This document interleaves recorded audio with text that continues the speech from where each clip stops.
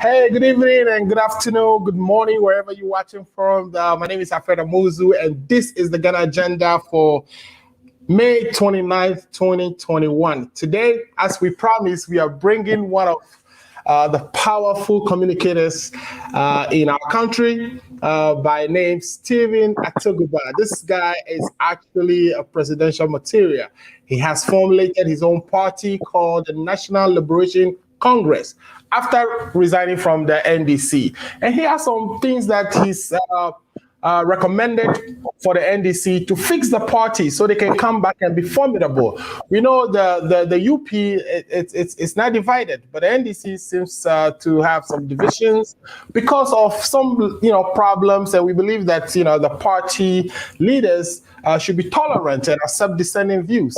But when it came to some of the criticisms that someone like our guest today raises, like Atubiga always put in writing or state on media outlets, it comes as an irritation to the party, and he gets pulled here and there to answer questions, and it has culminated to where he decided to resign from the party. So we are talking to him today.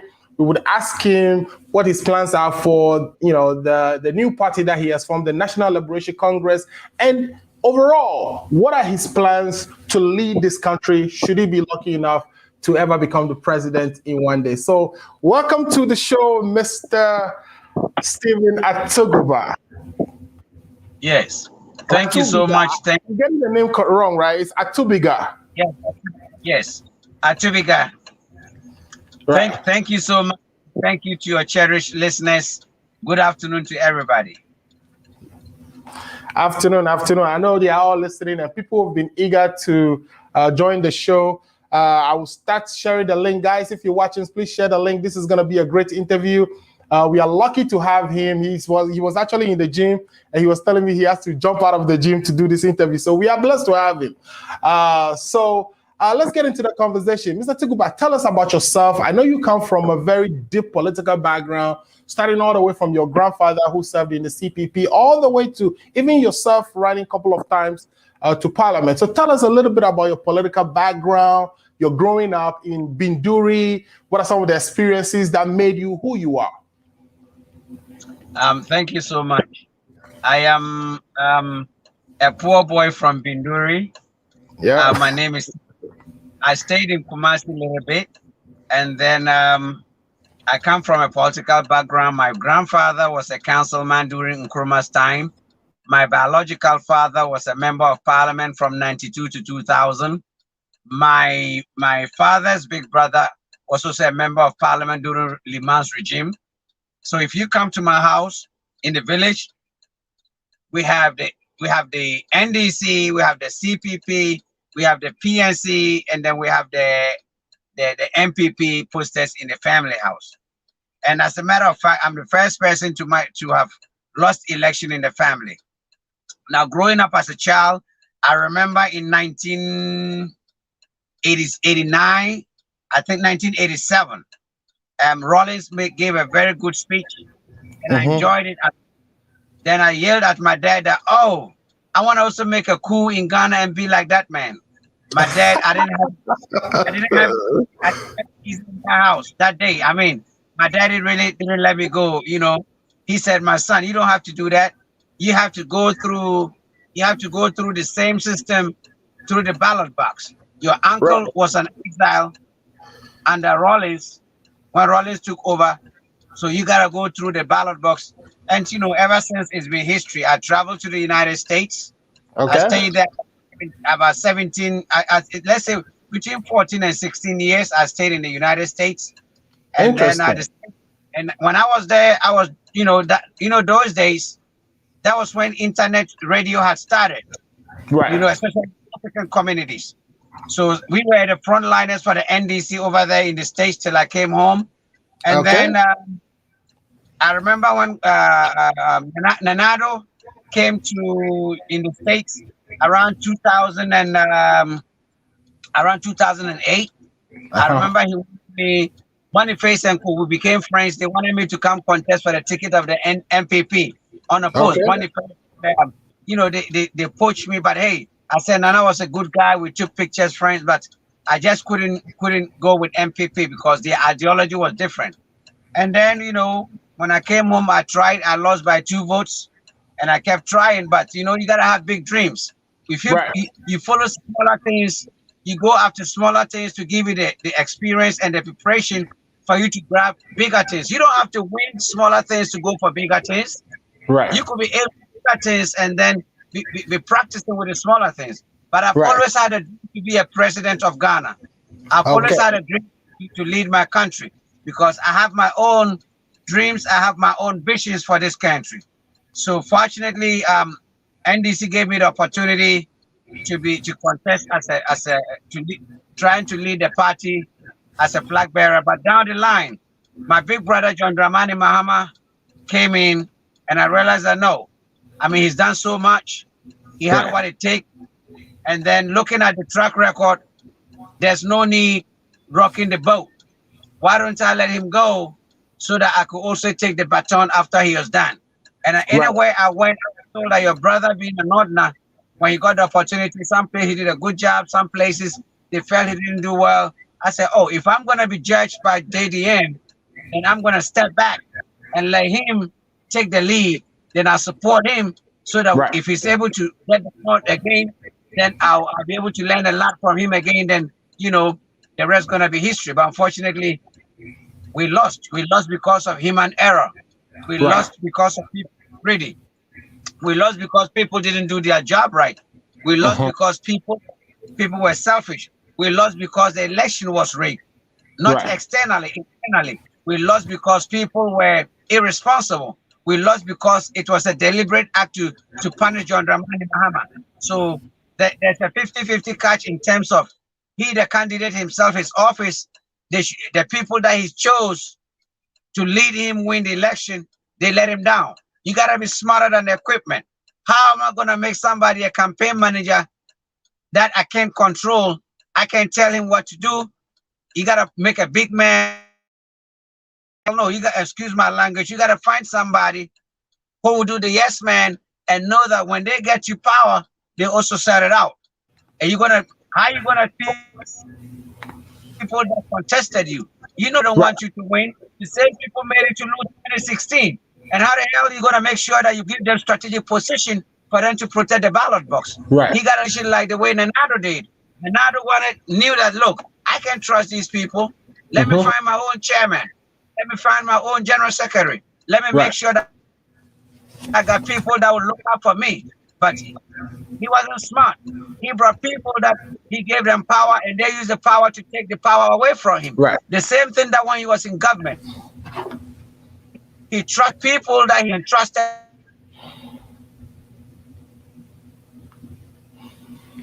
The power he gave them, they used the power to go take the power away from him.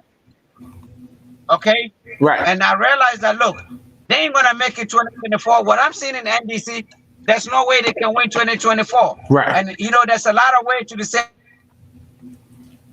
destination. If I have what it takes to form a party in this country, if I have a way that I have people that look up to me, if I have a way that I can make a difference, why don't I start another political party?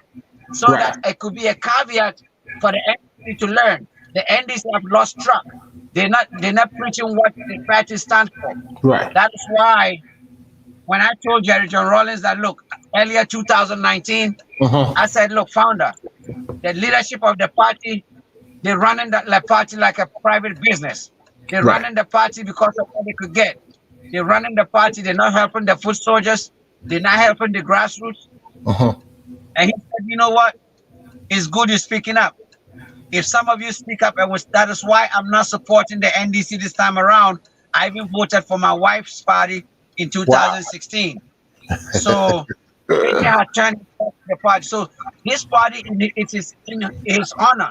This National Liberation Congress is for Jerry John Rawlings' honor. Because if he was alive, believe me, he would have signed some of our paperwork with the EC in putting the party together. Because he said he couldn't come out openly to support for his wife, because people would say, oh, you've been president and you still support him. But it would be legitimate for him to know that we have broken away from the NDC. There's another clone of the NDC. the grassroots, the foot soldiers, the cadres, and a lot of people that believe in JJ. So this is like an honor to him. So this party will give people the alternatives. Those that they've neglected, the foot soldiers that didn't have no hope, the people that holding the party that they think it belongs to them. Our party will determine which political party will win election 2024 if there's a second round, and it will let people sit up. And the way we're going to manage the party and handle the party, that will give hope to youth. That will tell people that there's a future. That will tell the youth that, look, there's another party that you don't have to pay. How are you a social intervention party that people have to pay like $100,000 equivalent almost just to register? In the state, it's $5,000. Joe Biden paid to as a president. So if you do minimize or reduce the entrance fee, but the party says that they needed that money to run the organization because of course they don't have any other source of income besides dues. So if someone wants to run the country, that they need that person to be one of the strongest advocates and supporters of the party by paying a hefty registration fee. That is baloney. Remember, this is an internal election. You can't tell me in the House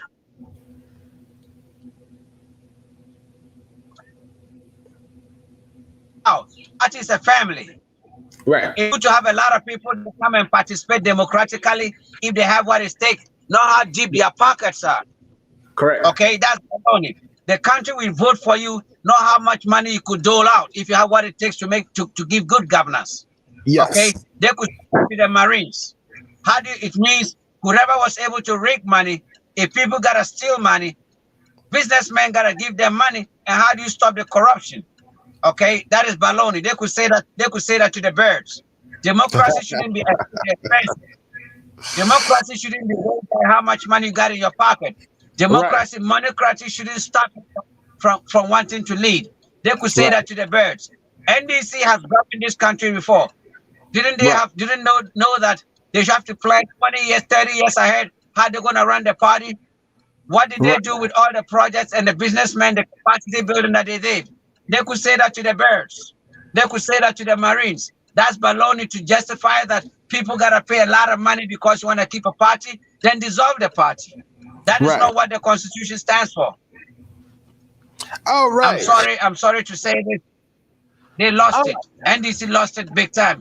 Gotta go back to the table and do a lot of reform. Right. So you mentioned that the failure of NDC both in 2016 and 2020 is all due to human error. In other words, there are people who didn't do what they were supposed to do, or there are people who intentionally took actions to prevent the former president from winning in 2016 and from even coming back in 2020. Can you explain that to my listeners and viewers? What exactly do you mean by internal sort of sabotage in the party? Oh, I think we lost Honorable, and we'll wait for him to join him. So we've been listening to, Mr. Atubiga, Steve, talk to us about some of the experiences he has had in the party, some of the reasons where the party, actually failed at the poll in both 2016 and 2020. So Mr. Atubiga, you're back. I was asking, what you meant by, there were some internal actions that actually prevented John Dramani Mahama from winning the 2020 election. What are those activities? What are those intentional acts? What did people do to prevent him from winning? Can you hear me, sir? Yes. If you look at 2016, 2016, the ministers were corrupt. The ministers were greedy. The ministers did not take care of foot soldiers. The ministers were selfish. The ministers were grabbing, instead of forgetting that it is the party that gave birth to a government. Right. The incompetent people were given positions. We had a very bad chief of staff when he started in 2016, when he took over. A chief of staff, Prosper Bani, that even didn't know the way his hometown, didn't even know his hometown people. He didn't know the structure of the party. He didn't know the national chairman, Kobine J. He didn't have no knowledge of the structure of the party. He didn't look. A chief of staff is somebody that you gotta take care of the president's weaknesses. Okay, you gotta fight for the good soldiers. Make sure the party has logistics. Make sure the party, your young man, the youth have been taken. He lost touch. Then the boys were hungry. There was a disconnect between the disconnect between the party and then the government. A disconnect between the youth and the government. I mean, there was no any intervention programs. You want election, and then you canceling the allowance. You freezing employment. Nobody had hope in this country. As a matter of fact, people were praying that NDC should go for opposition. And then even his own his security was broken. Nothing was working. Everything was like in a mode of a supersonic auto control mode. I mean, everybody was looking out for himself. Then we lost. Then 2020, the people that did not help him win election, the people that made sure he lost, they came behind and rallied behind him. They know he has what it takes. They know he's a good material. They rallied behind him. He won because they wanted a running mate. And then he went and brought an outsider to come and be the running mate, the lady. The lady is not a grassroots person. The lady has no grounds in NDC. And that is the reason why he lost again. Because the people said, wait a minute. If we've been struggling with you all this time, at Mills, when he lost with Hamidu, he gave you the opportunity. He gave another person. So if you've lost, you got to be changing the running mates so that people that have suffered for the party that are in line will all feel inclusive. Right. And that did not happen. So, and that deliberately made him to lose. Our national chairman has a dream of being a president. So if the lady goes and John Dramani Mahama does his one term, he may want another term. Right. It means he got to stay in line for long. And they all came together and ganged up the cabal and punished John Dramani Mahama. He losing again. Right. So he got to. So John Dramani Mahama, does this show the type of person he is? Because these are some of the same people who were in charge of the party in 2016 and may have not performed well. Especially in 2016, we realized that the MPP put together a solid coalition center. They were able to call the election before even the media houses could call it. NDC didn't have any. What is the sense in putting the same people or allowing the same people to run your campaign again in 2020 and to be the same people who were put in charge of putting together a coalition system or a coalition center for collating the numbers and matching the MPP? I believe as a president or as a leader of the party, he needs to be hands-on and participate in, who is in charge of those outfit of the party so that they can deliver. Does this show the type of leadership he practices, or does it show that he's a hands-off person, that he doesn't get involved too much into the weeds? That's one of his weakness.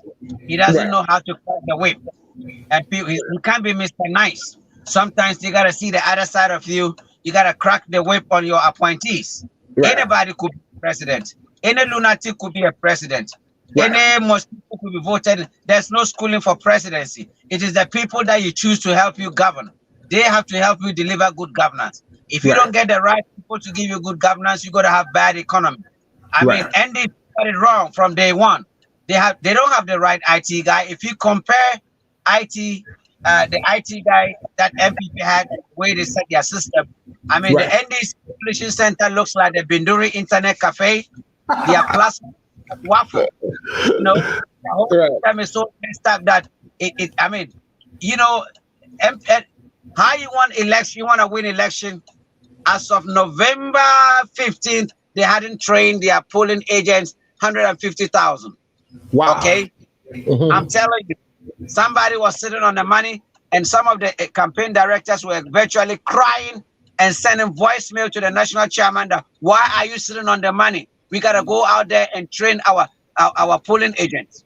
Is Okay, this in 2016 or 2020 you are referring to? Because 2016 we knew that happened. That people about started. 2020. I'm talking about 2020. The Right. NDC wasn't prepared. As of 3 weeks to the election, they hadn't even finished training their polling station agents. Right. How are you gonna win election in Ashanti region?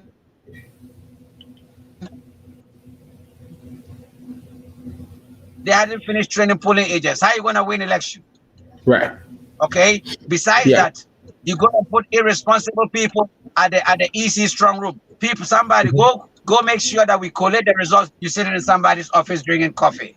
I mean tea for good 3 hours, for crying out loud. But my problem is the president himself, office, his private office, his executive secretary. Excuse my language, I'm gonna cuss a little bit. What the hell were they doing? You gotta call the strong office and find out the people looking out for your boss. How are the results coming in? What is going on? That is why I'm peeved with them. They are not serious. They have lost track. I'm not gonna waste time with them. I have to build a political party. I have to believe their legacy. If I die, Atubiga in Ghana, a politician, what did he leave? I'll leave a political party that will set a certain standard, that will put both political parties on their toes. And the youth, my filing fee to be a president, to be a member of parliament, will be as cheap as coffee, will be as cheaper as buying a coffee. So that it will empower the youth. You can contest. It's not the matter of winning, but your messages and your vision will set an atmosphere of people doing the right thing for Mother Ghana. Right. So this is not a party you are putting together just because you want to become president. You are putting a party together to provide a platform based or grounded on the ideas and principles of former President Rawlings, which will compete with the NDC. Don't you think that competing with the NDC will end up keeping the Buzie Dankwa tradition in government forever and ever? Well, so these two outfits be coming together, and I think with somebody as very strategic and very intelligent as you, shouldn't you be fighting inside to build a party versus actually, fighting from outside? I think we just lost Atubiga very quickly, and we'll wait for him to join again. But we've been hearing some very interesting thing. He's saying that the NDC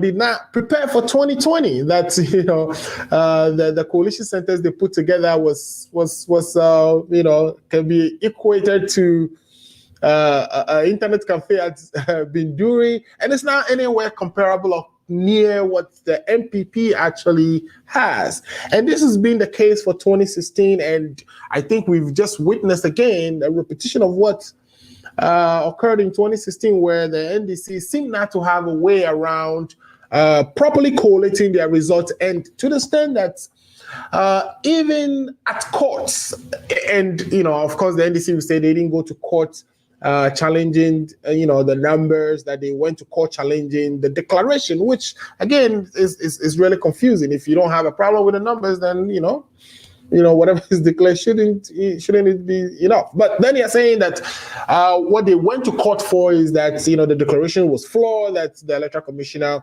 had changed the numbers on so many different occasions, and all they are asking for is, with all these changes you are making, what is the basis of the changes? Show us the numbers on which you are making those changes, and be able to kind of tally those numbers so that it corresponds with what they are aware of as coming from the constituencies and the regional coalition centers. So those are some of the things that the NDC claimed were the reasons they went in. So you were telling me about NDC not being prepared for 2020, but I have a comment here for you from our permanent supporter here, Mr. Ato Kwamina Danso. Ato Kwamina Danso is always watching us and providing comments on our shows, and we are very grateful. Ato says that the Bandura Internet Cafe and the Plasma TV man would just love this dude. I can listen to him all day. Intelligent and honest dude, full of humor. Too bad for the NDC he left. So he is a fan of you, and he wants to tell you how intelligent you are, and maybe you have one person who is a member or potential member of your party here in the Chicago area, in the person of Atubiga. All right. So the next one I have here quickly, before you come back in, is Ibrahim. Yeah, go ahead. You can respond to that. Give him my number. Tell him I love him. Give him my Sure. number and tell him I'll give him my phone number and tell him I love him. Of course. I would share your contact with that too, and he'll reach out to you. So Ibrahim is saying, go ahead, sir. I said, when I was in the States, I had 3 companies. I had a shipping company, I had a home improvement company, and I was a realtor. Before the bubble burst in the real estate market, I had 8. Oh man, we keep losing him. I think the internet in Ghana is kind of crazy, but he's gonna join us again. So he's saying that when he was in the United States, which he lived in the United States for a very long time, you could hear from the accent he flows. He just speaks like us as well. That he owned 3 companies: a shipping company, a real estate company, and there's a third one that I didn't get well, but I'll ask him when he comes back. So he's industrious. This is a guy just like one of us, right? Struggling in the United States, successful, went back to Ghana, joined the party, worked hard for the party, and now he has a grievance with the party, and he has to, remove himself and form his own. And we wish him well. Of course, I don't understand why parties will be intolerant to their members. Of course, every political party should have a constitution that kind of guides how members of the party would behave, or some expectation for behavior, and that's when you go outside the line or outside of what is expected of you, that the party would like to bring you in through their disciplinary processes and be able to put you back on track to build a party and wrest the power back from the government. But I believe that there should still be room for people who dissent, like people who criticize the government or the party for things that party executives may be engaged in that are not the right thing, or are not strategically likely to return them back to power. Those dissenting views should be accepted and be dealt with, because if you have a thin skin, you can't tolerate your own party members. I mean, what happens when you come into government? And this is what we are seeing right now, where if you criticize the government, you get picked up by law enforcement or some national security persons and get beaten. We've seen this happening to journalists who just went and took pictures, and how the government dealt with them. So it starts from here. I think even inside the parties, that in the rank and files, that that the party is a little tolerant, take criticisms, but of course there has to be a certain level of criticisms that they can take, or there has to be some rules that are on the books that would guide at least an organizational behavior. And so when Atubiga returns, we'll talk about that. But essentially, we want to transition to his party, which is the National Liberation Congress, and what are some of the ideas, the views, the programs that he has for the country. We know that the two parties have gone in and out for so many years, and our development has been staggered. So what are some of the ideas he would have to develop our economy and grow the country? In this instance, we will still continue to wait for him to join us. But let me read the comments here from Mr. Ibrahim Mahama. Ibrahim, I'm going to put your comment to him, so even though I'm reading it, when he comes back, I'll read a comment to him. You are saying, ask Mr. Atubiga that why did he keep so long before voicing out all what he is saying? Of course, Mr. Atubiga has written so many books, 4 of them so far, and my understanding is he has a 5th one in the works. So he hasn't been really quiet. He's been there making the appropriate noise. I think this time around he has made some noise about Eugene Ahin's wife situation during the divorce time, which was somewhere around, was it March or February timeframe, where the wife was accusing him of him abusing and etc. And he came into the defense of Eugene Ahin, and the party called him. And when he reported to the party's headquarters, other things were piled on that he has written that the party didn't find amusing at all. And as a result, they decided to, ask him to retract some of the words, apologize or just try. He didn't want to apologize for some of those things. And this is where we saw the letter of resignation came through, and also the party, responding to him, accepting the resignation and etc. And then he went ahead and formed his own party. So we delve into all that. I don't think Atubiga is one that is quiet. But when he returns, we'll put that question to him and have him answer those questions. Mr. Dr. Edward Ofori is watching us live. We really appreciate Dr. Ofori for watching. Dr. Ofori, tell a friend to tell a friend. The Ghana Agenda is on. We have Atubiga in the studio. He's giving us information behind the scene, things that, of course, we as ordinary Ghanaians are not aware of until he came out to kind of voice out some of the inner dealings of the party that he disagrees with. We'll take a quick break. When we get back, we'll check back in the green room and show that our guest is on today, and we will continue the program. If you haven't already done so, please share the link. Please tell a friend to tell a friend. Ghana Agenda is on, and it's getting very interesting here. We'll be right back. Hey, this your girl coming all the way from the US of A, yeah, baby, aka Ya Bantam. And me di feel a bozen pan and to see one bridge with your money how Ghana mat other romantic. What's me sandy provisions as a sutra credit Emma Ebusia Fonia and the form one Ghana. And one is a www.ghanamat.com. And then we say, boy, a sharp connection. www.ghanamat.com. Let's try provisions in credit. Na really I have friend numbers on screen. Ghana. Are you 65 years or older? Good news. Illinois has expanded its Medicaid health insurance program to everyone 65 and older, regardless of your immigration status. Need help to apply? Contact United African Organization, UAO, WhatsApp, SMS, IL65 to 773-420-8976. It's true. For most people, your health insurance program increases as you grow older. That's why the state of Illinois has expanded its Medicaid health insurance program to everyone 65 and older, regardless of your immigration status. Need help to apply? Contact United African Organization, UAO, WhatsApp, SMS, IL65 to 773-420-8976. If you are 65 years and older, there's one thing we can all agree on. Your health and well-being is important. Whether you are a recent green card holder or retiree, asylee or without paper, you're now eligible for the Illinois Medicaid Health Insurance Program. Need help to apply?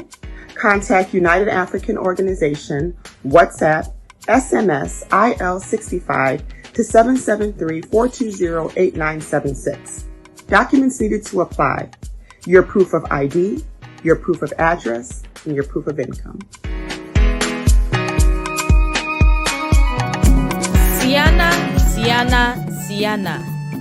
Siana, in collaboration with the Siana nurses and allied.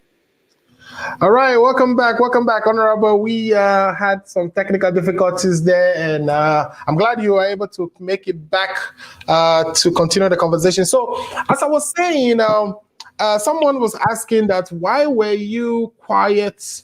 Let me read that. It's coming from Mr. Ibrahim Mohammed. Ibrahim is saying, why did you keep so long? Why did it take you so long before you voiced out all what you are saying now? And then he said, too, would he had formed his party if the NDC had not warned him, something like that? Because probably he might even have be given an appointment. Does he have the support of Mrs. Rawlings? So really good questions there. As a matter of fact, I am yet to go. The executive and the national executive of the National Liberation Congress, they are yet to make decisions to go sit down with our mother, who represents our father right now. Remember, the party is bigger than me. It's not an island. It's a lot of people that came together, and I'm just a leader and the founder. But our people, the leaders, the grassroots, the foot soldiers, some opinion leaders, even as we just went offline, I just received call from a lot of people from even Gusitano and Co. saying that they are on board. So honestly, I've had a dream of leading this country, but forming another party has always been something that I've always had a dream of having, living an institution, living a legacy in this country. Right. Okay, and the opportunity came. I cannot let that experience go wasted. The NDC didn't see the talent and the wasted. I mean, they wasted my. I wouldn't say my energy, the vision that I had. You know, if you leave anybody that even lives outside the country a little bit, you're smarter than the best intelligent people in our country because you think outside the box. You can use money, value for money. You're not corrupt. You always want to get something done. You want to see results. It's not talking. You don't blame people. If you're given the opportunity to lead this country, fix it. Okay? And somebody with a handyman background, with the discipline that I have, I mean, with a little bit of, I haven't finished the law school, but I understand a little bit of law. Okay? And I understand the street life. And then I was also electrician in the States. And then I worked with big companies. I mean, I've worked with, before establishing my own company, I worked with a lot of companies. I ran big jobs. I mean, I worked for Truland. If you Google Truland and a lot of companies, I mean, I could be the only black man having about 50, 100 people on job. Garnett Building. Garnett Building, if you Google Garnett, in Washington, in Virginia, I was the foreman. Okay, I mean, there's a lot of, I've worked at secret places, the Pentagon, the place, I mean, I'm there as a technician, I've had the privilege. And when I look at where I come from, and I'm in the States there, I have a construction company that have the Spanish, the Puerto Rican, Black Americans working for me. And I could see myself, I'll go buy a house, old house, fix it and flip it. I could see, I mean, a $1.5 million home. I mean, I was living it. I mean, I worked so hard. You know how it is. You don't cut no corners. How I assisted immigrants to buy houses, how to flip houses. But that's why I brought, look, anybody that hasn't built anything, that hasn't created anything, if you let them lead, they can't do it. They ain't going to succeed. Because the system over here is not like the United States. Even if you're a blind man, excuse my language, even if you can't see, even if you, excuse my knowledge, excuse my language, even if you're dumb, the system is put in place that if what's his name? What's this crazy president's name? The one who just passed. I mean, who just what's his name? The president in Ghana or in the States, the one Joe Biden took over from. Who didn't want to let Donald Trump. Donald Trump could be president. Anybody could be president. Of course, of course. You saw how ignorant Donald Trump was. You saw how you know, people loved him. People loved Donald Trump with his style because he represented the real tradition of America. He believed in the system. With his ignorance, all he wanted is, he didn't want no immigrant in their country. He didn't want nobody. I mean, he was representing the real value of racism, segregation, how do you call it? Slavery, believing in America. If you're not an American, you don't deserve to be in their country. You don't. I mean, if you had the opportunity, he would have said everybody should leave America and leave only not just white people, but the real typical rednecks, the country, you know, the racist white people. That was what. He's a nationalist. He's a nationalist. He wants. He believes in the United States and the indigenes and the power of, you know, them to be the ones in charge of everything. Pretty much, yeah. The same thing we should do in this country. Okay, the same thing. So if we have a leader that has lived outside, look at Kwame Nkrumah. Kwame Nkrumah built this country because of its ideology. He has stayed in the States. He knew the infrastructure. He knows that a good leader is about what you can do, not what you could take home. Okay, and as a human being, you gotta have an integrity. You gotta have integrity. You gotta have conviction. You gotta have principles. And these are the things that keeps me going.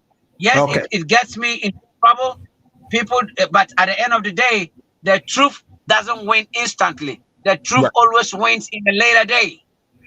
Okay, now I'm being vindicated. Okay, NDC regrets taking that decision, they didn't know you gotta be smarter than the equipment. Right. You gotta be smarter than the equipment. You gotta show people that, look, if you push me, I ain't gonna fall, or if I fall, I'm gonna get up and brush myself, and I'm gonna look fly and still looking clean. Okay? And I'm glad that they have regretted. They went to my parents because they went to my daddy. My daddy got the kinsmen involved. I told them that, look, I'm an American train, and I gotta keep my mouth where my foot is, or I gotta put my foot where my mouth. So let me ask you, what is it gonna take? What would it take for you to rejoin the NDC? Because I was saying while you were gone that, somebody like you with your energy and intellect and strategic, ways of going around things, that you should be inside the NDC helping fix it, helping it to become a better party that is likely to wrestle power back from the UP tradition.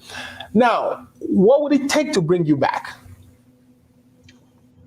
When there's a change of attitude, when the NDC structures in place that the poor and the nobody have hope in the party, when the party is not greedy, they start doing capacity building.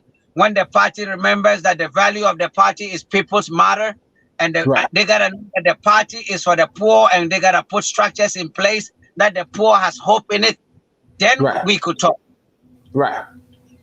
Okay. Because we witnessed Beda Samoa, forming his own party, the DPP or so. Of course, the wife of the former President Rawlings, we're talking about Nana Konadu Ajima Rawlings here, forming her own party, the National Democratic Party. And of course, you also forming your own party, which is, of course, the third time we are seeing some party form after some disagreement with the main or the core National Democratic Congress. These little chips away from the party, do you think these are contributing to the party's demise at the poll? Because, like you said, politics is a numbers game. And sometimes it just takes, a few people switching the whole constituency to go to the other side. Do you think actions like this, individuals who are prominent in the party, leaving the party to form their own, is causing the party at the polls? Thank you very much. All the people that broke away from NDC, they never look. Rawlings' wife's party, it didn't sit well ethically. That you've been a first lady, that have served you. The circumstances that she left, it made her, the foundation of her party, very not good, because John Dramani Mahama didn't make you a running mate. Right. That's why you're upset. Or Atta Mills agreed that you go one term, he goes one term, and then you take over. When Atta Mills went one term, people around him said, look, you still fit, you gotta go. But he had a deal with Nana Kunedu. Right. So part of it that compounded that she left. So her leaving, she couldn't take a lot of people away. Or better, somewhere they were upset with Jerry. You can be upset with the founder, then you take a lot of people away. Right. And those days, there wasn't social media like what we're doing right now, that people in all over the world, the villages, will know exactly what went wrong. Right. I am a grassroots person. I represent the nobody. I represent the people that have sacrificed for the party. I represent that loyalty doesn't pay. I represent the struggle of an average Ghanaian, and I represent the cry of the nobodies in the party. And then the way the party treated me. So that is why my exit is biting a lot in the system, is biting the party, because I'll be getting a lot of sympathy votes. Okay, and then as all of them, I represent my party. None of them say I represent the value of Jerry John Rawlings. So that is the difference between myself and them. So at the post 2024, that would take the decision. Does Atubiga have the clout? Does the people believe in suffering? Or those who are in my situation that they don't want to vote for the party anymore? It's my party alternative of supporting me for us to punish the party, so that we will decide who leads this country. Right.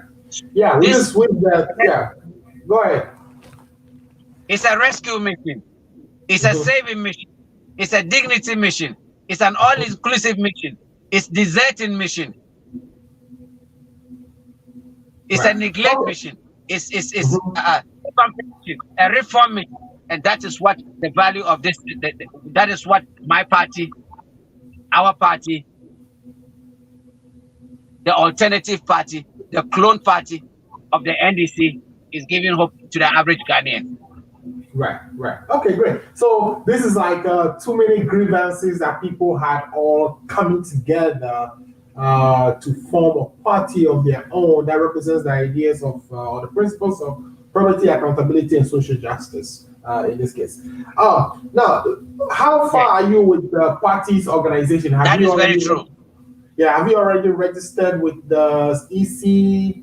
What are have you filed all the proper documents, and is this party now all our yes paperwork?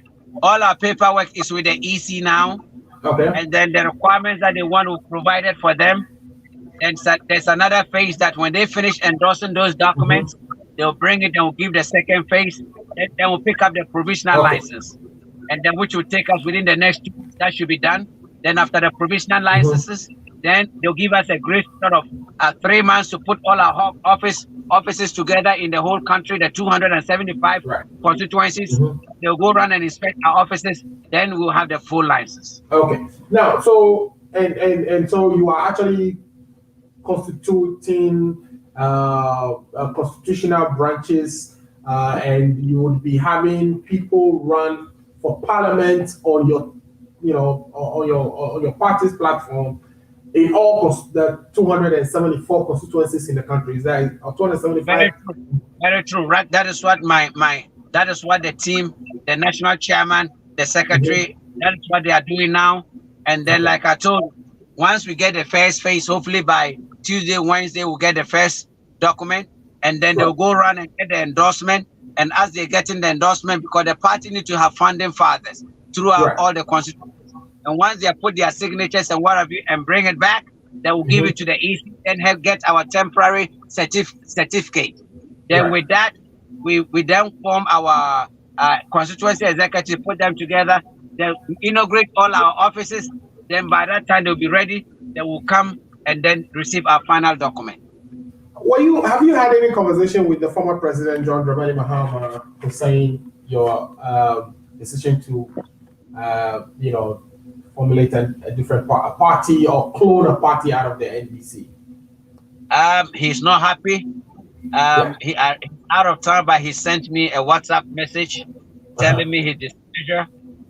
He wished I had stayed to fight inside instead of exiting. He's not happy, but he sent me a text yet to notify he's not happy. He wished I had stayed on and at least or at least have a conversation with me. The way my relationship with him, I should have told him or talked to some of his family, somebody for me. But it's always easier to ask for forgiveness than to take permission on certain things. I have a dream, I have a country I want to lead, so it's always easier to say, bro, you know what? This is what I want to do. I'm sorry I didn't tell you, but hey, let's all keep the ball rolling and see who scores a goal. His goal is my goal. My goal should be his goal. I've sacrificed for him for a long time. I've been with the NDC for 29 years. Okay, next year will be 30 years. If it was a baby or a child, by now the child is ready for marriage. So I want to build something. Right. Okay, great. So I'm sure you said something that you would.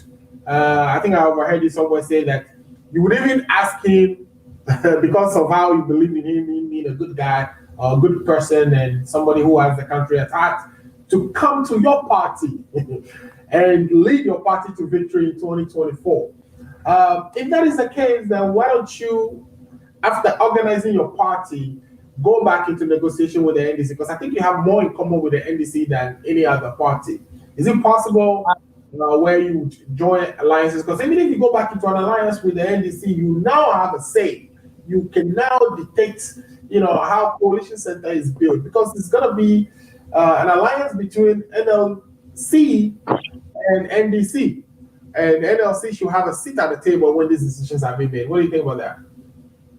That will be the decision of the National Council of Elders, our godfather, the leadership of.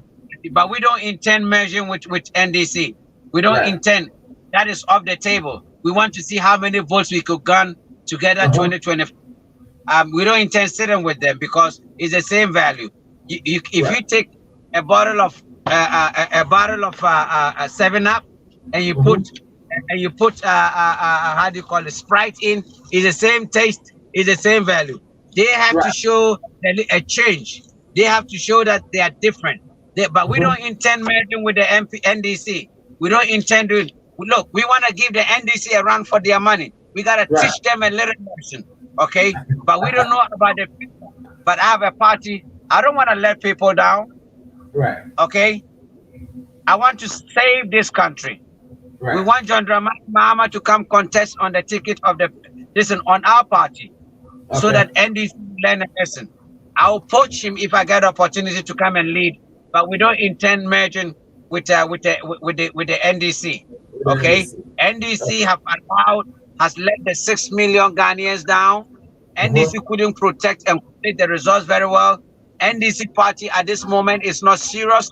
NDC's leadership have lost track. NDC leadership right now don't know what they are doing. The NDC leaders at this moment don't believe in hard work.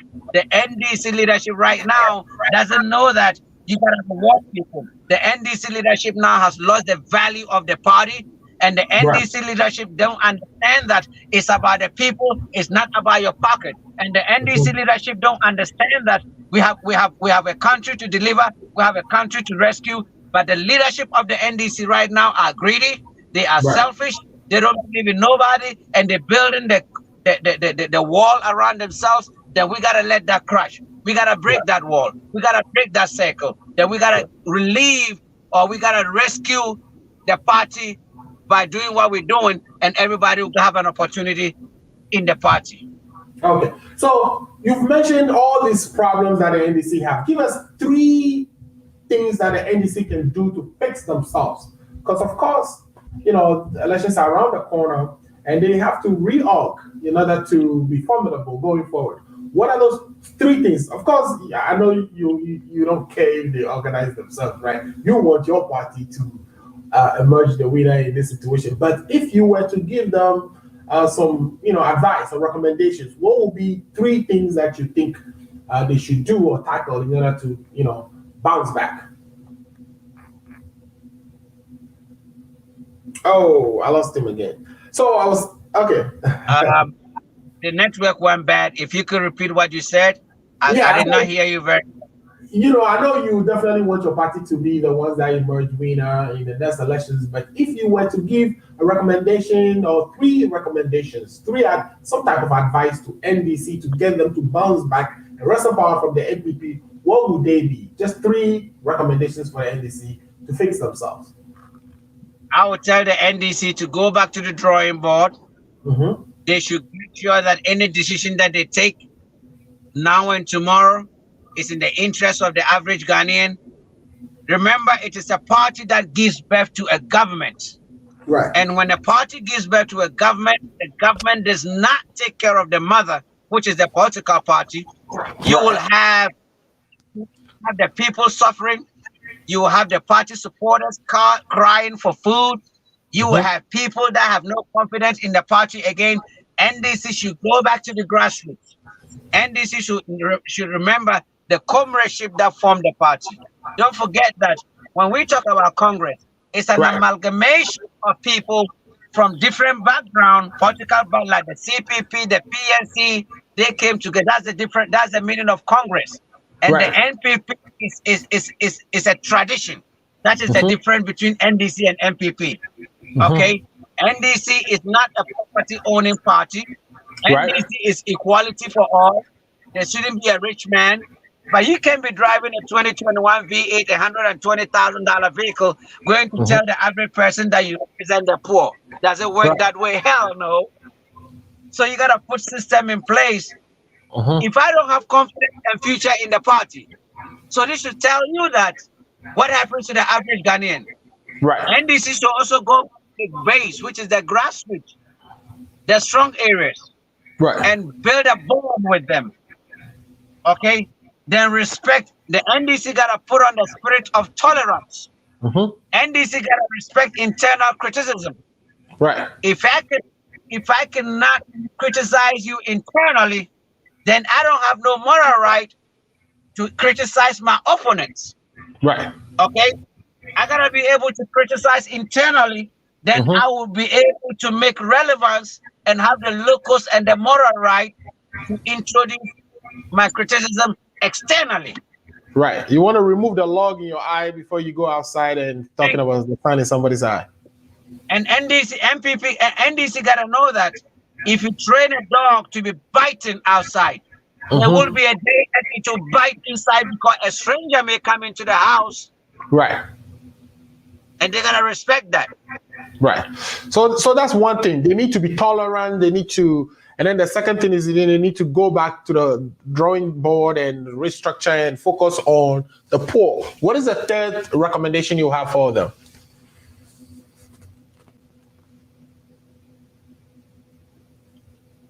Yes. That's my wife right here. Hello, beautiful Atubiga, Mrs. How are you? Good to see you. Good to see you. Sorry, we are keeping him away from you. But, I was driving while talking to you. So I just got in front of the house and she came out to sit in the car. I was driving while we were talking. Oh, nice to see her. That's the first lady in waiting. The future first lady. We are happy to have her on the show as well. Thanks for joining the show. You are so, looking good. That's good. We appreciate that.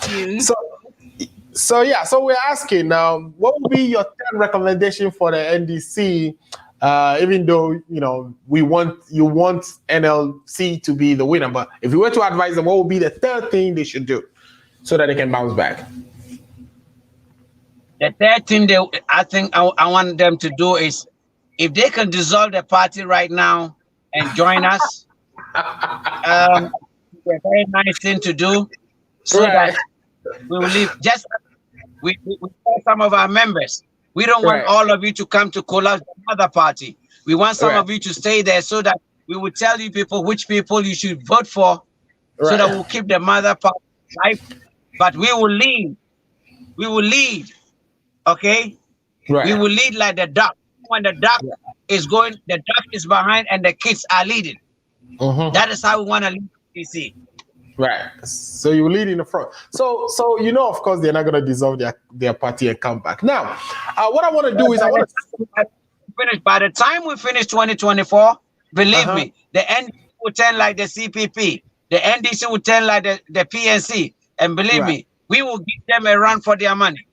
Okay, great. There's a comment here from Thomas Asena. Thomas is saying that the main reason why the NDC did not win the 2016 and the 2020 election is because there was no party formed from the NDC. Thank you, Atubiga, for your breakaway. Victory awaits NDC 2024. Ayazu. Of course, this is a NDC supporter, and he's saying because of the breakaway that it means there is something happening in the party which is likely to, pull it to power back in 2024. What do you say to that? Is that your understanding? Do you think because he broke away that the party will win? Telling you, our support base is from home. We will pull a lot of votes from the MDC. We will take at least 20-30% of their votes away. Okay. And where does it put them? This is a reality. If we take 20% or 30% of their votes away, that is about some 1 or 1.5 million people, right? Because of the 6 million that they got. Where would you be getting the other 6 or so, or another 5 million for you to win? Because in Ghana, for you to win, you need at least more than 6 million votes to be victorious. So what are your plans of getting more than the required 50+1% to become president? Okay, this is what I'm going to tell you. If we're able to take 30% from the NDC, okay? Yeah. Then the floating voters will give us the opportunity. And then, the burning of the excavators and then the galamsey unemployment, they're not going to vote for NDC. They're not going to vote for MPP. Okay. They will give us opportunity. Then the second round, there is not going to be a one-time victory. There's going to be a second round in 2024. And that is where we'll see who got the muscle, okay, to make sure you have the best deal. Maybe I may tell NDC to support me based on, NDC may have more members of parliament. Right. And have the numbers, okay? Then we may tell MPs to join us. Then we lead. Right. Okay. NDC, it's a no deal for NDC, no deal. Right. Yeah, of course, the people are angry in the country right now. They are all asking the government to fix the country over issues that have built up over the years. Of course, our electricity grid is still in shambles. We are still having doomsaw. In 2021, when of course John Dramani Mahama has installed excess capacity for the country when he was exiting. There's so many issues. Look at the Galamsey issue, the water body. So people are getting peeved. And of course, they want alternatives as a result. And so you are coming in at a very good time to actually take floating votes away from both parties. So that, definitely looks like a workable solution. So what I want to do now is I want us to focus on the NLC itself. With the many problems we have in this country, economic growth-wise, we know that our debt at this point is about 76% of GDP, which is continuing to grow. Government just went and took another 70 billion euro in 70 million euros, to start a development bank. There are so many things going on. What is the plan that will be rolled out by an NLC government to reduce our debt or dependence on debts, but at the same time grow the economy? Okay, thank you very much. A country like Ghana, you have to run this country like a business entity. You cannot run like the way this government is running Ghana, like a sole proprietorship. You gotta believe. Look, Singapore has less than 7 million population. Right. They have 367 banks. Singapore, Ghana, 30 million. We should have auto banks. Banks that are just auto, that will be auto banks. So meaning there will be lending to auto industry and the auto. Yeah. Okay.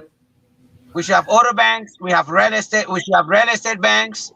We should have agri banks. We have all the banks that you think about. Any country that you close banks, you shut the economy down, because the only people on the government payroll today is less than 1 million population. Right. So what happened to the 29 million people? Let's assume 10 million are kids. It means the non-formal side, the kaya, the tomato sellers, the businessmen, the charcoal, they are. So if you're not running the country for them to feel the impact, who gives a job?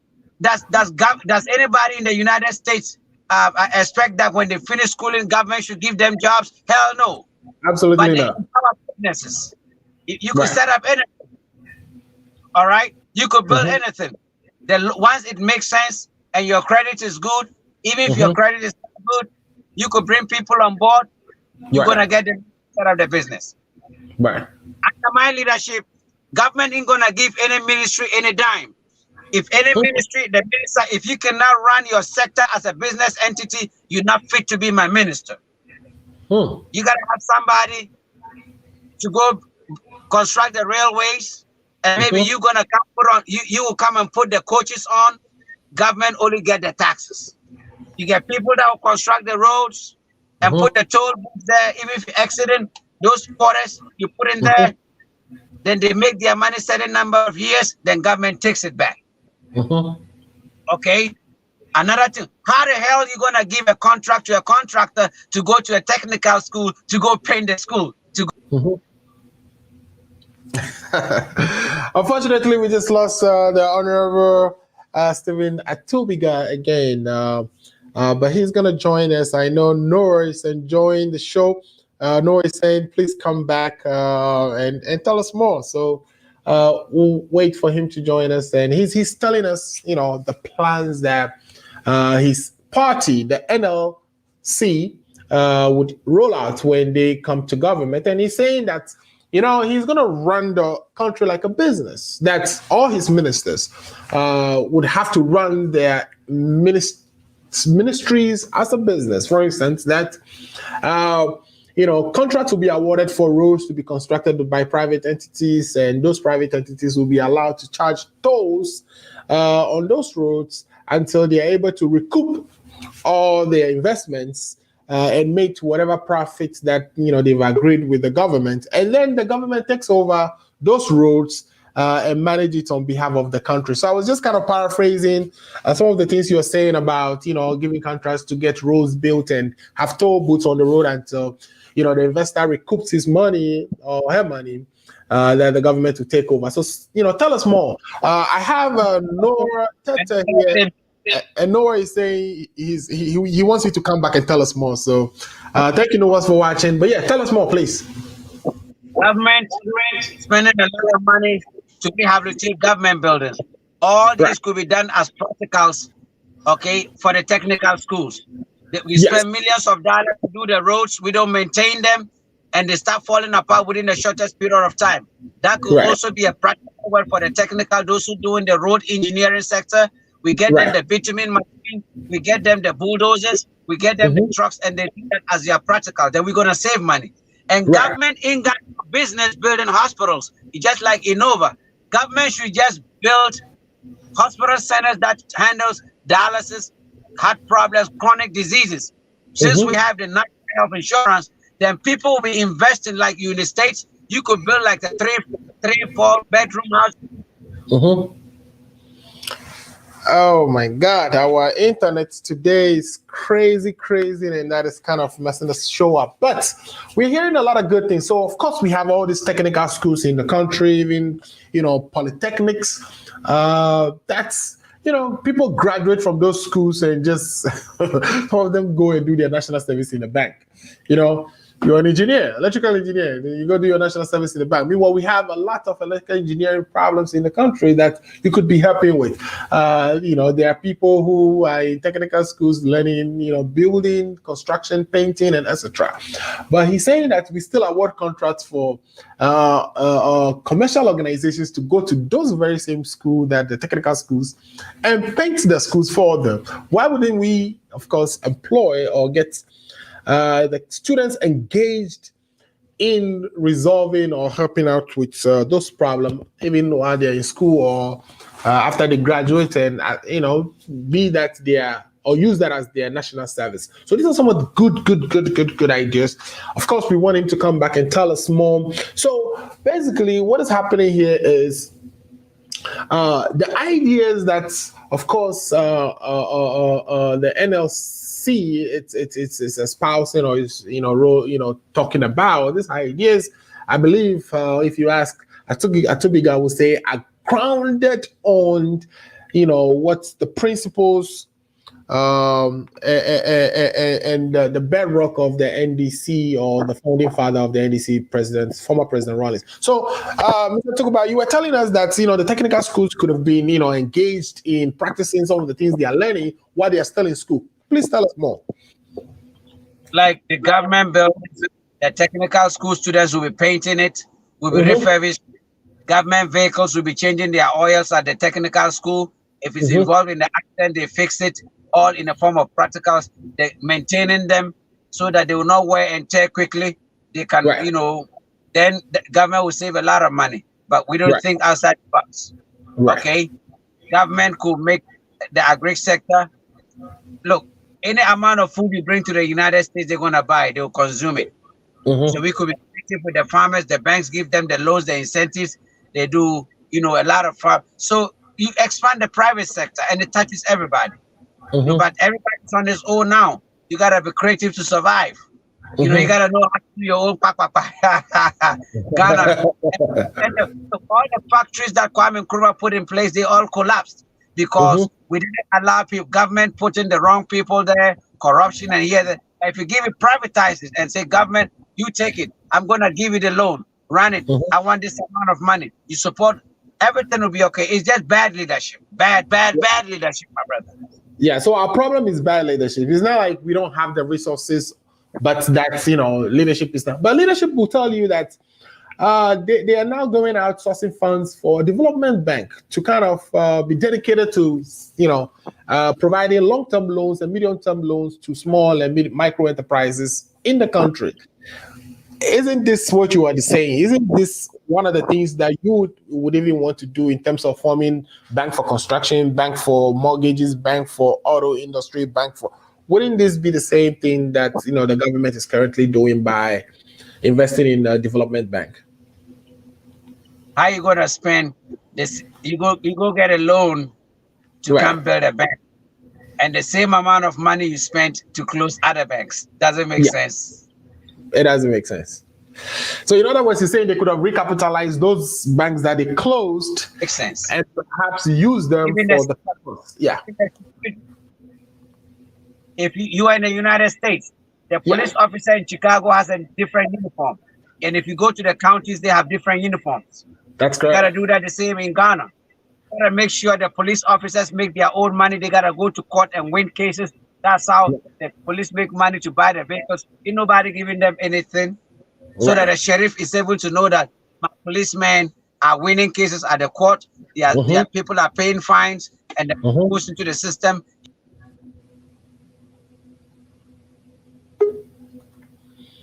Yeah, that's for your pride. Government and government will affect you.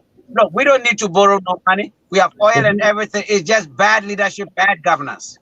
Okay? And NDC will be worse if we allow them to come to power. Whatever Nanado is doing, he's doing his one term. Let's agree that he's old. It's okay. He's going to exit. But what is NDC going to do different? Right. What are we going to do different? When NDC was in power, and of course you were also, strong member of the NDC then, very influential. Even though you didn't have any portfolio, you were still very influential behind the scenes. The NDC can make claims to things they did. For instance, all the hospitals they built, even all the power generators they brought into the country. They can, and some of the road constructions and the school facilities they built. They can make claim to some development projects that they've executed. But it seems we are not seeing that under the MPP. What will the NLC do different from what MPP is currently doing, which is almost nothing? Everybody with their style of leadership, and there's always a first-time president. John Dramani Mahama got the opportunity. He proved people wrong. President Nanado put all his money in food planting for food, and John Dramani Mahama did infrastructure. Right. We don't know why his second term he's going to do something different. Every president will style, but I'll be a president that thinks outside the box. At the presidency, I'll have an office for Nanado, put him in charge of planting for food. I'll have an office at the presidency for John Dramani Mahama. Come and do what you do best. I'll have an office for President Kufuor. Come and do the intervention programs that you want to do best. And then together we'll country. And I will insist we having a 40, 50-year plan. And that it doesn't matter whoever comes to lead the country. You don't stop my projects. You got to use the resource to continue the projects before you do yours. Continuation. And that is what I'll be doing different. Okay, great. Thomas. Of course, I'll be bringing investors. Go ahead. You say you'll be bringing what? I'll be bringing in investors. I will sell made in Ghana more. I will insist in the technical schools. If you're from a poor home, your parents ain't got no money, and you want to go to university, go read dondology. What the hell are you going to be with dondology? If you go to the technical school, if you go to the technical school, you come out with a profession. Right. You come out with a handyman. You come out with something that will make you start making money immediately you finish schooling. Okay. Everybody want to be an accountant. How many companies want to employ accountants? Right. Everybody want to do political science, and they're making the fight so expensive. What do you do with your political science? But if we could have more doctors, more lawyers, more teachers, more carpenters, more plumbers, then as we're building the country, these people will have jobs to do. Right. Okay, taxes will be paid. Mhm. I don't need 5. I don't need 10 engineers on a government small building. Mhm. I need 1 engineer to even handle the whole neighborhood, and the rest of the paper pushers who have something doing. In Ghana, you Right. have somebody who's put his signature. They'll put the document in another person's desk, put the date on. They put in another person's desk. He's gonna clip it, okay? And all of them sitting on their black asses. I'm sorry to say this, and somebody gotta come pick the document and move. That is wastage. I will start giving contracts in the government offices. I will be giving you contracts. So your employees are contractors. Crack the whip and get the job done at a certain period of time. That is, and we're gonna have the clocking. If anybody don't come to work early, it's on you, the contractor. Right. That is, people should be accountable. Right. So you'll be augmenting, the government employee or the staff at the government employee, like they do in the United States here. Even me, I'm a contractor, and by the way, actually, I don't live in Chicago. I live in the Washington, D.C. area, and I consult for the U.S. government. So, something like that would encourage delivery because, instead of just pushing papers, then there is real productivity because they are private employees. They are not government employees who will be paid regardless. There's a question here from Mr. Thomas Asada again. He says, Mr. Atubiga, there is currently free Wi-Fi in Chebi. What will you do for the people of Boku in your first 100 days in office? I'm going to be a president. I'm going to be a president for all Ghanaians. If I cannot put Wi-Fi in the whole country, then I cannot put Wi-Fi in Binduri. I cannot put Wi-Fi in Boku. And believe me or not, we are in an era that schools should have free Wi-Fi. Should be in a certain strategic areas like resting areas, the parks, primary schools. Okay, it should be a basic necessity. Having access to the internet should be where government should invest. We try to take over the phone companies as our tradition and give free Wi-Fi. It's not if you give those things to your citizens, you are building a country because people gotta go in there and study how to build stuff, how to fabricate stuff. Do you think we're asking for too much when we don't even have good drinking water? We don't have good drinking water. So if the technical, my brother, the water problems could be resolved if we teach the technical schools and they'll be doing their practicals. There are a lot of hand machines that they could you give them the technology in the villages, they'll be drilling the boreholes as their practical work. Right. Government being wicked to award contract to cronies. Yeah, so your answer to that is if you can extend the Wi-Fi to the rest of the country, it wouldn't make sense for you to just extend it to Binduri or to Boku. That's you're going to represent, you're going to be the president for the entire country and not for just a segment of the country like we are seeing in the current administration. But of course, if you want to do any projects, whether it's free, whether it's water you want to provide or internet, you're going to have to pilot it from somewhere. So, the argument could be made that free Wi-Fi in Chebi is that one pilot that we want to test to see if it is successful. And then we spread it to the rest of the country. It's just interesting that it's starting from the hometown of the president, I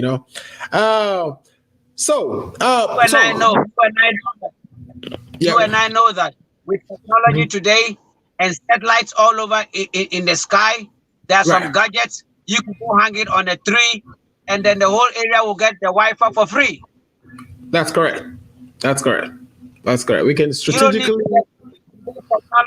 You don't need to get Wi-Fi and even be paying somebody. You could get free Wi-Fi in the sky somewhere in the area to just get the right gadgets and install it. Then you could have free Wi-Fi for the communities. And we're talking about bilateral trade. Bilateral trade is not just asking for money. They could come put the technology and every constituency everywhere that you're gonna have Wi-Fi everywhere in your country. Right. The Israelis may give you some, the Americans may give you some, the British may give you some, the Canadians may give you some, the Germans may give you some. By the time you realize the whole country has free Wi-Fi and it's free. Okay, great. Okay, one other issue that is on top of mind for every Ghanaian is Galamsey. And We've seen the number of people from China who end up in Ghana. And currently speaking, Ghana is the country with the most Chinese living anywhere in Africa. Ghana has the most. I think we have about almost 700,000 of them also, which is almost, if you do the calculation, is about 3% of our population. And we know that the technique the Chinese use in drilling, it's very not friendly to our environment. They use the most heavy equipment. Even their small scale mining, if you consider the techniques and the equipment and tools they use, it's not really a small scale, it's a large scale mining they do. But because the way they contract even these lands, that they are not on the radar of the government, so they are not on the hook for reclamation and planting. But at the same time, this Chinese or the Chinese government is helping us with a lot of things. Like we're in contracts with them to build a road for us, for which we'll pay with diamonds or we'll pay with bauxite, etc., etc. How would you manage this relationship so that you don't piss off the Chinese government, at the same time prevent the Chinese who come to our country and help our locals destroy our environment? How would you navigate this without pissing off the Chinese government and continuing to form a good relationship with them and have them support us with our development agenda? If you think of Chinese buffet in the United States is the Chinese. If you want real noodles, if you want real fried rice, is the Chinese, right? Right. They're taking over the market in the States. Because if you ask a Black American to cook you Chinese rice, you can taste it. Right. All right. Right. So as the because Chinese, they in advance, they train themselves. Mm-hmm. Okay, and they've trained so well that they become the experts of the gold in mining of the gold. Mm-hmm. Who gives the Chinese the visa to come to our country? We did. And then when they come to what address do they put the coming in? We give them and then when they come in, who receive them to the villages? Right. And when they receive them in the village, who gives them the land? Mm-hmm. The black man will kiss the ass of the white man. The Ghanaian will have the same technology that could do that better. Right. But because of lack of any Chinese man that comes here comes to invest. And they have an association that they put a lot of them and they support each other.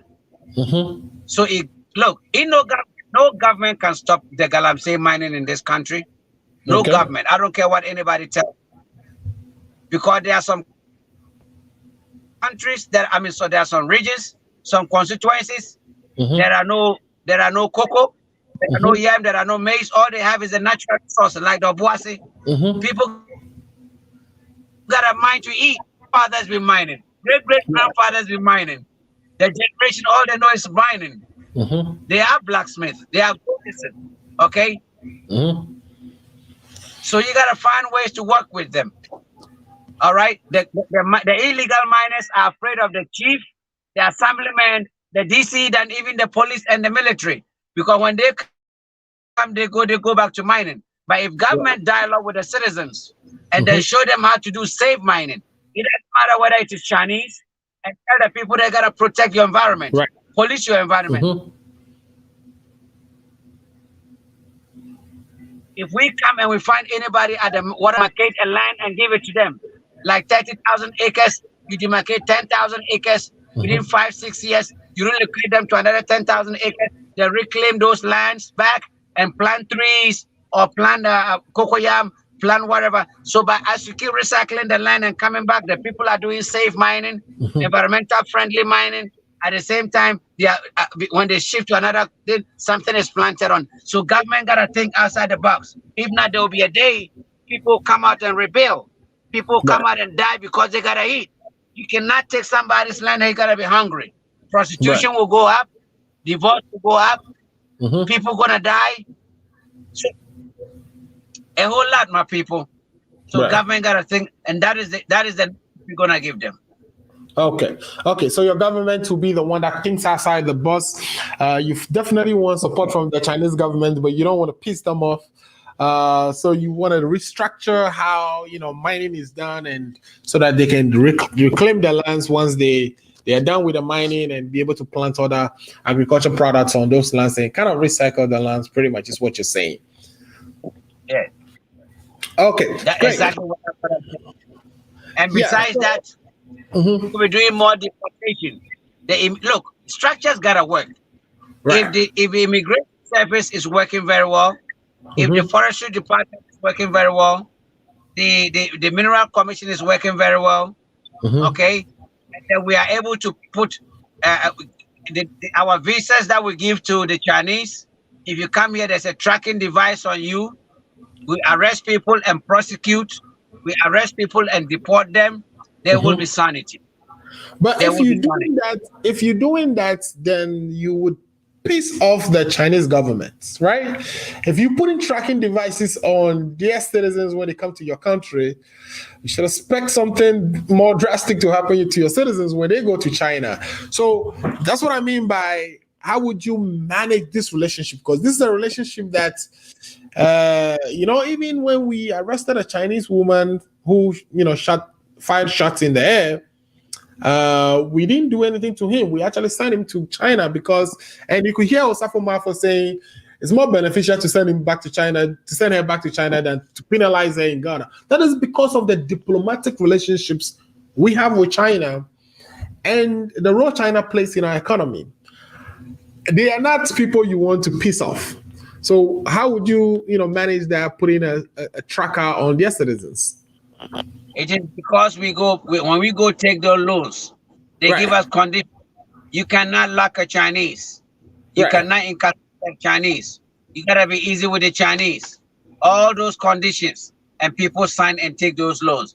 Today there are other countries like I think Zimbabwe. There are a lot of countries, African countries, that the Chinese are even wearing their police uniforms. The Chinese are taking over the Chinese are taking over their airports. The Chinese are taking over their ports for lack of paying debt. You got to think outside the box. Trust me. If we run the country like a business entity, you will make a lot of revenue, be able to offset. You don't need those loans. Right. Okay.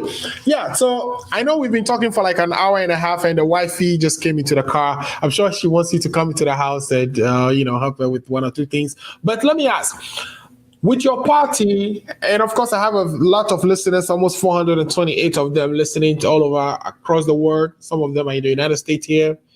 How can they reach you? How can they reach the party? How can they support you if they want to support you?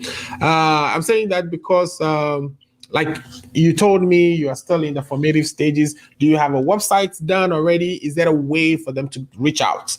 And if they can reach out, who will be that point of contact? A lot of money involved putting this party together. I need a lot of logistics. I need a lot of money. Even if I have to buy vehicles throughout all the constituencies, I have to set up offices throughout all the constituencies. And besides the party, I do a lot of intervention programs in terms of supporting people in paying their school fees, supporting the needy, the widows. You gotta give them food. So I am doing all with the help of people, and that is what I've been doing long time, not today. So any support, nothing is too big, nothing is too small. Let's have a dream together and then build this country. My phone number is 054 279 01. I'm sorry, 054 279. You have that number, right? I don't. Yeah, I do. Let me see the 054 number. And I can put it on there too. I have a lot of numbers, but that is my direct line. It comes straight to me. Okay, you're talking about the 054 279 1096. Yes, that is my direct number. It comes direct. One of the safest number to reach me.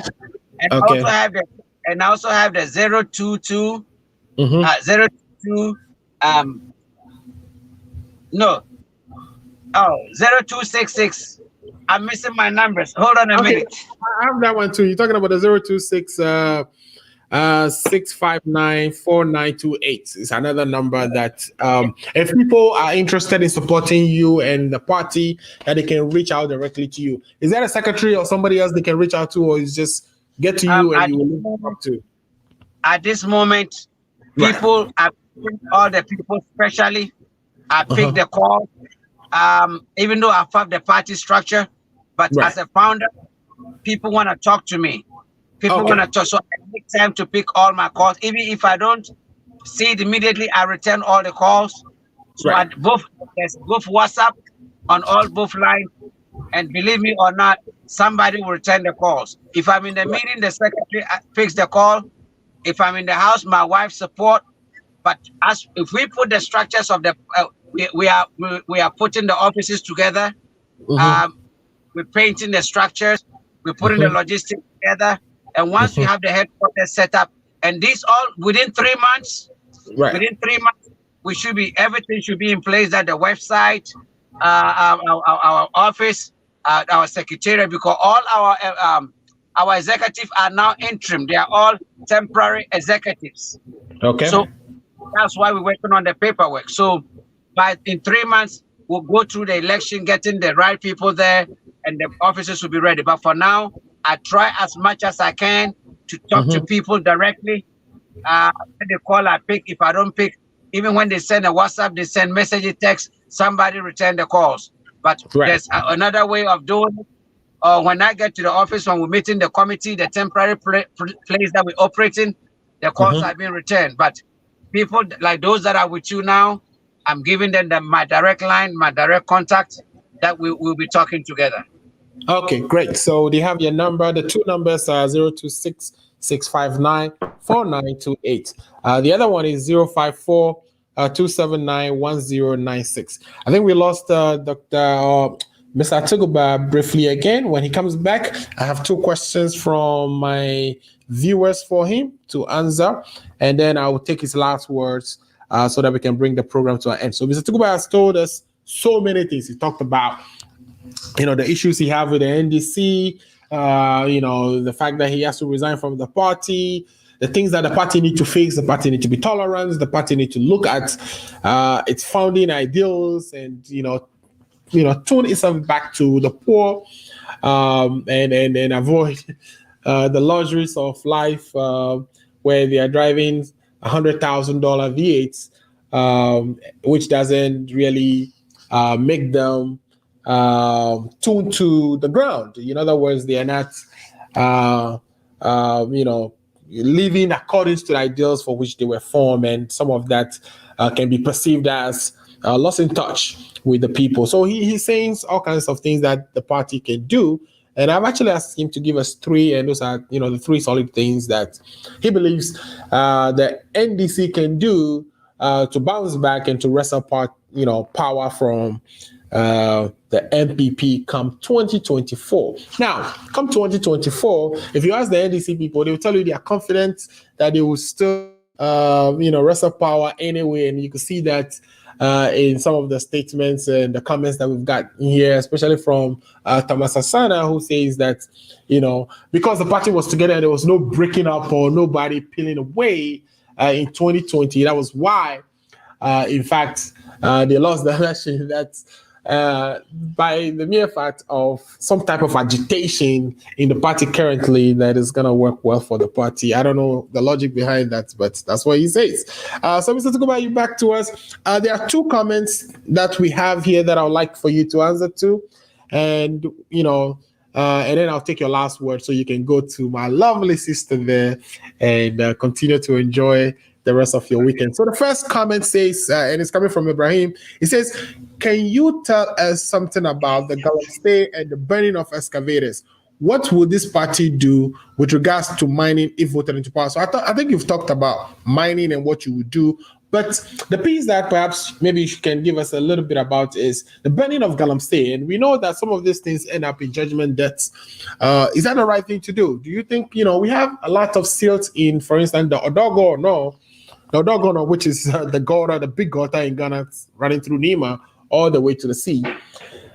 shouldn't the government be trying to, mobilize and take some of these excavators and drop them in the doggone and deseal that whole gutter so that we can have free water flowing through that gutter and avoid these floods that we get every year, instead of burning the excavator? So if you can help us answer that, and then there's the second question I'll read to you once you answer that. So what do you think about this burning of excavators? I think Ghanaians, we to be able to bring sanity, even though I don't support it. But when we talk about the destruction in the forest is a national security issue, right? And then the country has to stand up. They are in war. The environment they are at war. So we put that one. So but I think, like you said, they could take it away, start prosecuting people for 20 years, 30 years. It will be a change. But without also putting structure in place to make sure that people are doing safe mining, you're gonna have problems. So it's a win-win. It's a win-win. It's a win-win situation, my brother. Like I was telling you, all the country, every constituency should have a different police uniform, and then you gotta. Look, so if you're decentralizing the police like we do in the United States, where police is decentralized and it's actually constituted at the county level, which is the city level. So the city governments would be who runs the police, and they raise their own funds. National government has nothing to do with the police, right? Yes. And the police survive in the charges. They kind of would, charge people, and people go to court and pay those charges. And that is how the police survive. And the county is able to raise funds through other ways to support the police. So that's what you're advocating for in Ghana. Yes, true. Yes. But for that to happen, we need to have either elected our district, chief executives or district or municipal chief executives for the concept you are saying to happen. But currently they are appointed. Yeah. That's exactly what I'm going to do. The commanders will also go like the sheriff. They're going to go through elections. Okay. And the regional minister will go through election. Okay. But for this to happen, it will require a constitution amendment of the constitution. Wouldn't you think? Do that. We will do all that. We will do that. We will put that in place. We'll let it happen. Okay. All right. The next question I have for you here is, it says, and this is going to be the last question, and then you can give us your last words after that. But it says, Mr. Atubiga, if you were the president of Ghana at this current state of the country, would you have considered resignation as the best option? So if you were now, though, and all the troubles we kind of face right now, would you consider resignation, or would you just, stay the course? You and I know that that would never look. We could lie. We could lie anyway. That could never happen in Africa. Never happen. Look, even if you want to resign, your party will tell you that you gotta stay there in the interest of the party and work for them. You could just shut up and stay there, let your running mate do the work. Okay. So it's something that will never happen in Africa. It's not gonna happen. But people should know that both numbers are registered for Momo. Like the MTN, it's a registered mobile money, which is Stephen Atubiga, and so as the 020, they are all registered. It's a Momo. Okay, I'm going to actually Vodafone mobile money, and the other one is an MTN mobile money. Okay, so what you're saying is the two numbers that you've given to our viewers, which is the 6594920. It's a Momo number that if they want to help your party for us to buy fuel, for us to buy logistics, for us to be able to, as we're going around, as the team, the national executives are going, they could pay for their fuel, their hotel bills. But all the burden, even though I have financiers and what have you, but 90% of the burden of setting up the party is on me. Okay. 90% of it is from me, my own pocket. Okay. Right. In 3 months, we'll have all our documents, everything ready, and then the infrastructure, everything will be ready. So nothing is little, nothing is too small. Somebody may have an older vehicle sitting somewhere. We don't mind fixing it and refurbishing it. Somebody is going to give us money. Somebody say, I'm going to give you the office. I have some office equipment like a printer. I have a computer. I have this, I brought a vehicle, I cannot pay the duty, you go clear. I mean, anything. I'm dealing with 275 constituencies. Right. Okay. And then you're dealing with a whole, you got to Spanish there, you got to have logistics, but it's a challenge that I believe in 3 months, I'm going to have it done. Right. Well, if I think about, the NDC USA here, of course, would be interested in you finding a common ground with the National Party at some point and be able to bring these two noble organizations together to continue to fight the good fights and represent the former President Rawlings's ideas in a coherent way versus, dealing with it on your own and destroying what he has started. Even though you say that when he was alive, even he agreed that, you should go ahead and form a party and, of course, let your views be known. But, of course, I believe that's what NDC folks in the US here will want. But again, people are getting exhausted. People are getting tired with the two parties, both NDC and NPP. And like I said, this is the moment where people are asking for the country to be faced in various ways, and your party couldn't come at a good time. So if you are able to do that in 3 months and actually bring people together and form the constituency level organizations that you need to actually run a formidable campaign and win an election, that people will gravitate towards you still. I'm going to wish you luck, and I know with the zeal, I can feel it, the passion that you expressed here today, that you're actually going to do what you say you are going to do. What will be your last word for my listeners and viewers? I know we've taken a lot of your time, and we can be more grateful for you coming to help us navigate all these issues that we discussed today. But what will be your last word for my viewers and listeners before we bring this program to an end? My final words are: don't judge a book by its color. Okay. I have what it takes to lead this country. I'll be one of the best commander-in-chief that Ghana has ever had. I'll create an environment that when you're living outside the country, okay, you have hope of coming back home. I will rather reduce the duties of the vehicles and have more vehicles coming in that make it higher, and so that I'll earn the same amount of money that making it higher, and people can only... You've just made a day for all bogus so far, because when we bring vehicles to Ghana, it's atrocious how much we have to pay. It doesn't make sense for somebody to buy. It doesn't make sense for somebody. It doesn't make sense for somebody to buy a Corolla. Then you come to pay $10,000 in Ghana here. It's crazy. It's outrageous. The car is a basic necessity, and even if it's a business,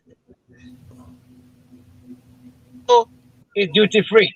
Okay, and the idea of if I come and if you cannot pay for your car, and you could justify in honesty, financial crisis, okay, I have to work with you and give you a payment arrangements. Okay, and then you keep the documents of the vehicle.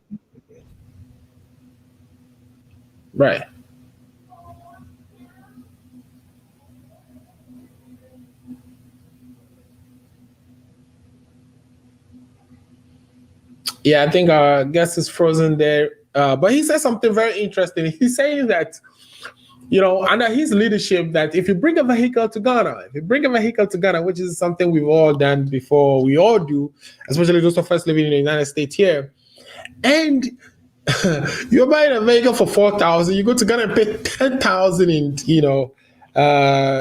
duties just to clear the vehicle, and it kind of makes it hard. There are so many instances where people took vehicles to Ghana and they couldn't clear them because the price for doing so was prohibitive.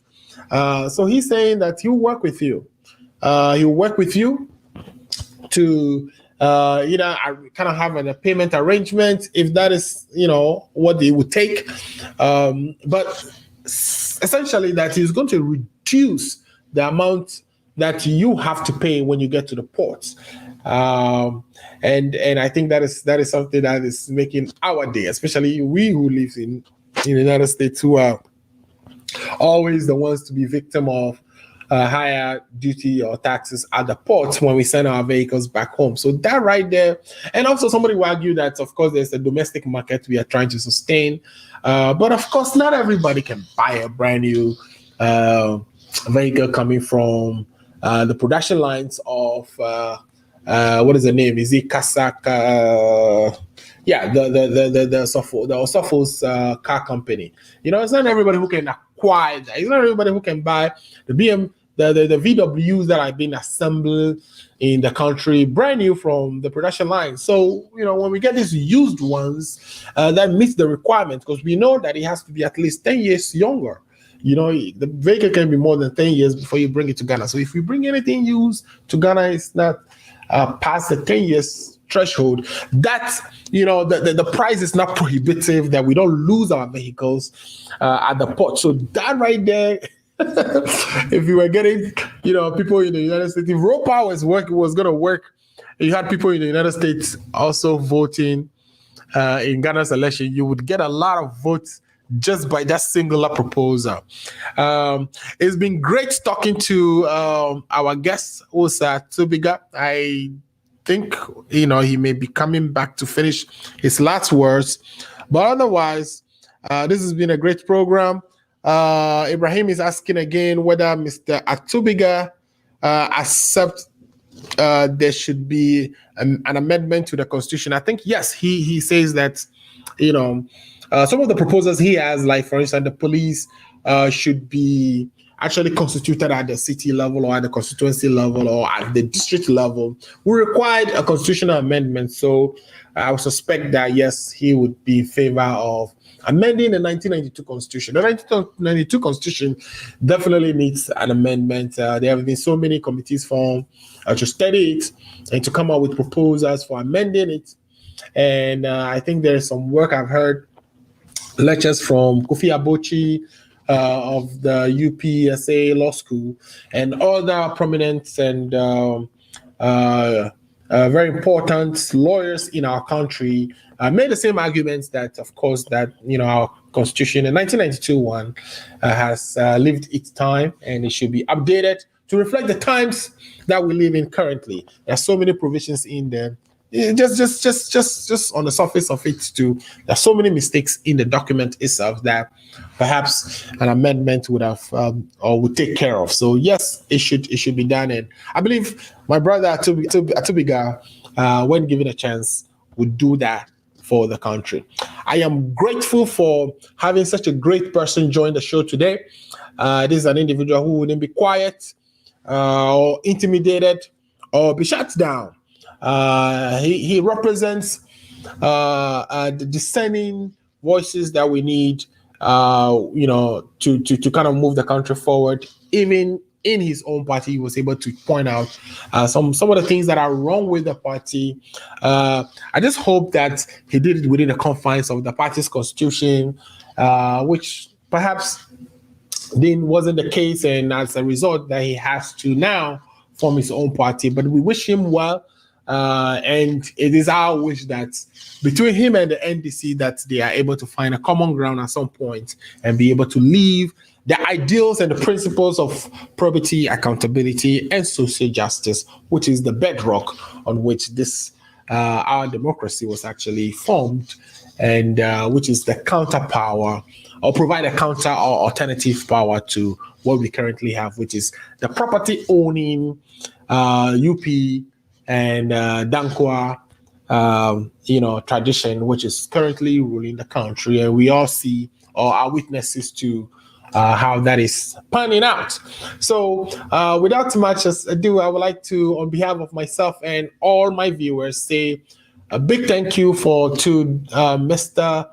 Stephen Atubiga for joining the show and sharing his thoughts and plans for his party, the National Liberation Congress, with us, and we hope that he will join us in the future should, you know, he be given all the approval from the EC, and should he need to come back to us and tell us more about, you know, who would be part of his team, etc., and how things are going with his party. We would like to have him here on the Ghana Agenda, where we talk nothing but strictly what moves Ghana forward. Again, my name is Alfred Amuzu, and today has been a great show, and I'm sure you would all agree.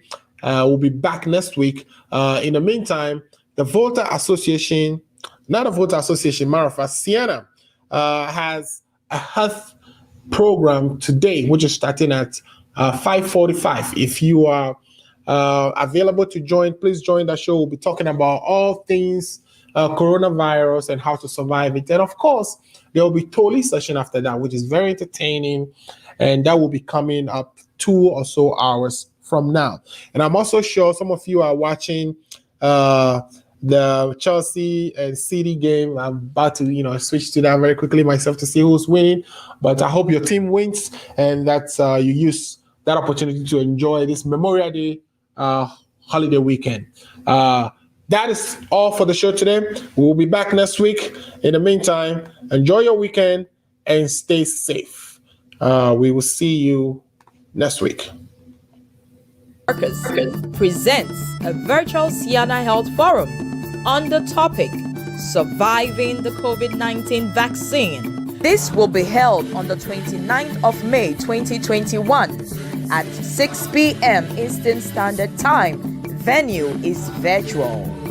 On the panel are Prince Hodogbe, Dr. Prisla Seshi, Prosper Seshi, Grace Agbo, Alice Nyamadi Anan, Empress Yasmin Ahiambla Doche, Ninette Ajimahe, and Ruben Hajide. Your hosts are the prominent Steve Day and Alfred Amuzu.